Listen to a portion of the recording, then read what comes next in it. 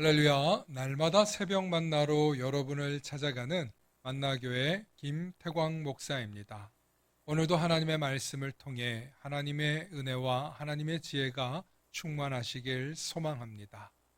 오늘 우리에게 주시는 말씀은 신명기 33장 13절로부터 17절의 말씀입니다.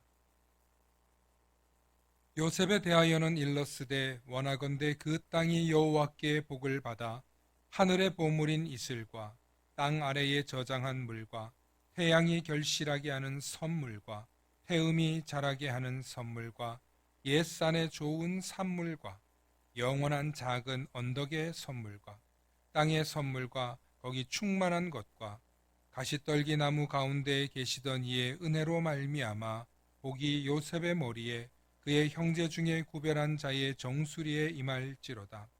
그는 첫 숫송아지 같이 위엄이 있으니 그 뿔이 들소의 뿔 같도다. 이것으로 민족들을 받아 땅끝까지 이르리니 곧 에브라임의 자손은 만만이요 므낫세의 자손은 천천이로다. 아멘. 오늘은 요셉 가문을 향한 축복 선언이라는 제목으로 말씀의 은혜 나눌 때 하나님의 크신 은혜가 있기를 소망합니다. 오늘도 요셉 가문을 향한 축복이 저와 여러분에게 임하시길 축원합니다. 요셉 가문은 이스라엘의 모든 땅 가운데 가장 많은 땅, 또 가장 비옥한 땅을 배분받았습니다. 그래서 요셉 가문의 숫자가 다른 지파보다 훨씬 많고 심지어 가나안 땅의 4분의 1을 차지할 정도로 많은 땅을 물려받게 됩니다. 지도를 놓고 보면 므낫세와 에브라임이 이스라엘의 가장 중앙에 위치하여 있고 실제로 므낫세는 갈릴리 호수와 요단강 물줄기를 차지하고 있으며 에브라임 역시 요단강 물줄기를 계속 차지하고 있는 지파입니다. 덕분에 어쩌면 가장 비옥한 땅, 가장 풍요로운 땅을 차지하고 있을 뿐만 아니라 먼 훗날 남유다 왕국이 되기는 하지만 지리적으로는 예루살렘의 수도가 가깝게 나타납니다. 그만큼 에브라임과 므낫세의 위치는 지리적으로 상당히 중요한 위치에 속해 있습니다. 그래서 각양각족의 소산물과 풍성한 먹거리가 넘쳐나는 축복을 베풀어 주었고 특별히 요셉에게는 첫 숫송아지와 같은 위엄이 있다고 발언하며 장자권의 축복을 언급합니다.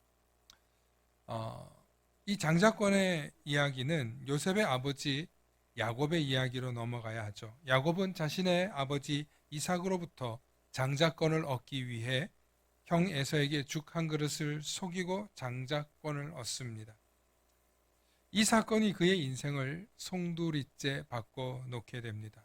누구보다 이 장자권에 대한 축복을 중대하게 생각했는데 야곱은 이 장자권의 축복을 첫째 아들인 르우벤에게 주지 않았고 자신이 가장 사랑했던 아들 요셉과 그의 아들들인 에브라임과 므낫세에게 축복하며 생을 마감합니다.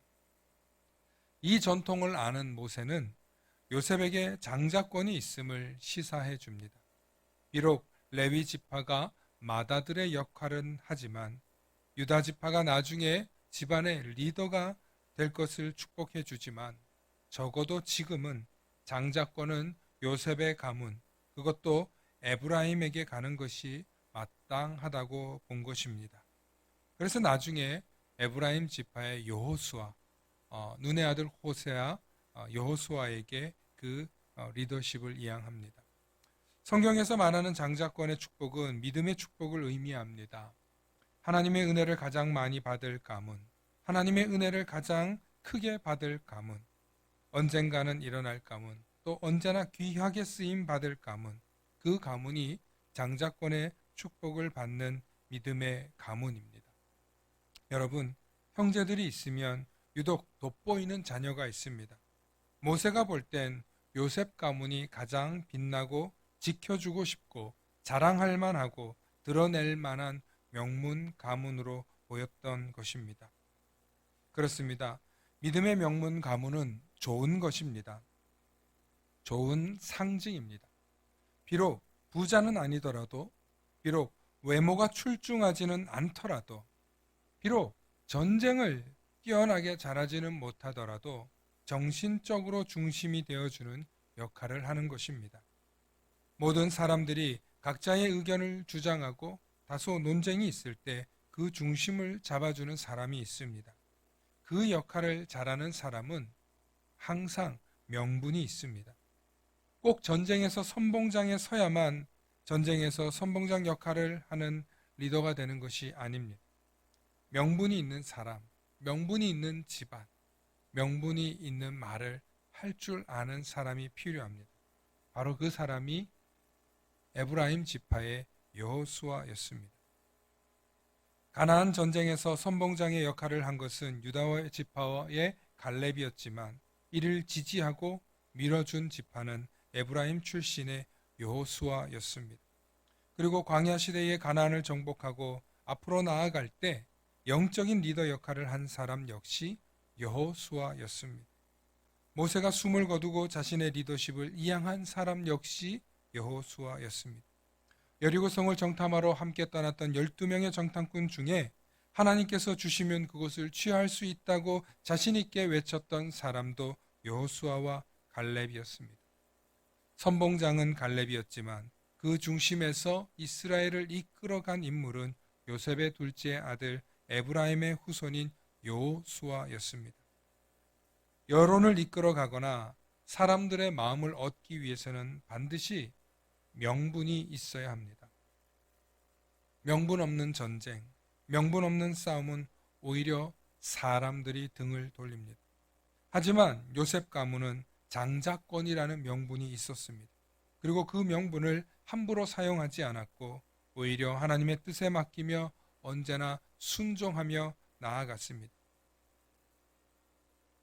명분은 하루아침에 생기는 것이 또한 아닙니다. 오랜 세월 역사에서 면면이 겹겹이 쌓여서 생기는 것입니다. 우리 민족이 친일파 후손들과 공산주의자들을 극도로 싫어하는 그 배경에는 오랜 역사와 한이 담겨 있기 때문입니다.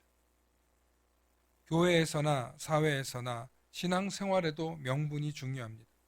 우리가 한 교회에서 어떻게 신앙생활을 했는가, 얼마나 어떻게 하나님의 사람으로서 그 교회의 직분자로서 어떻게 섬겼는가에 따라서 명분이 달라집니다. 사랑하는 성도 여러분, 요셉 가문처럼 명분 있는 그리스도인들이 되시길 축원합니다. 명분 있는 신앙생활을 하며 살아가시길 소망합니다. 명분은 신용과 덕망이 뒤따릅니다. 한 교회에서 기도하고 헌신한 것이 결코 물거품처럼 사라지지 않습니다. 그것은 하늘에도 쌓이고 이 땅에서도 쌓입니다. 명분 있는 신앙생활이 훌륭한 가문, 명문 가문을 만듭니다. 그래서 모세가 에브라임의 자손은 만만이요 므낫세의 자손은 천천히로다 라는 놀라운 축복을 해준 것입니다. 그런 명문 믿음의 가문을 꿈꾸고 그런 비전을 품고 살아가시는 우리 그리스도인들, 저와 여러분들, 우리 모든 성도님들 되시길 축원합니다. 축원합니다. 샬롬.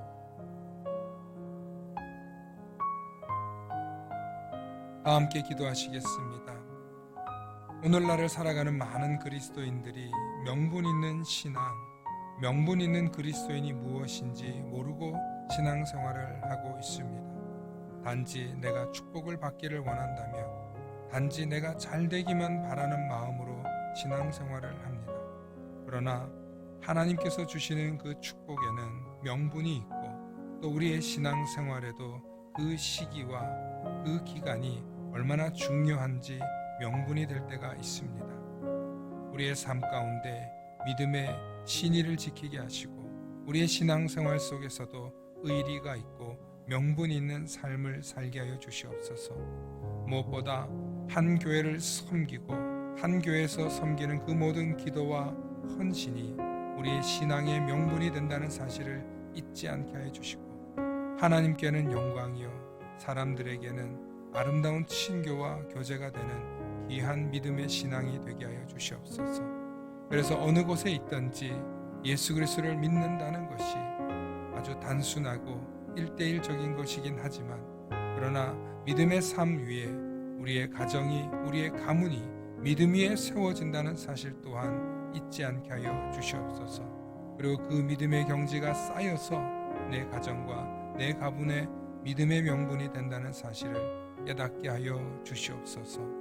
감사드리며 우리 주 예수 그리스도의 이름 받들어 간절히 기도하옵나이다. 아멘.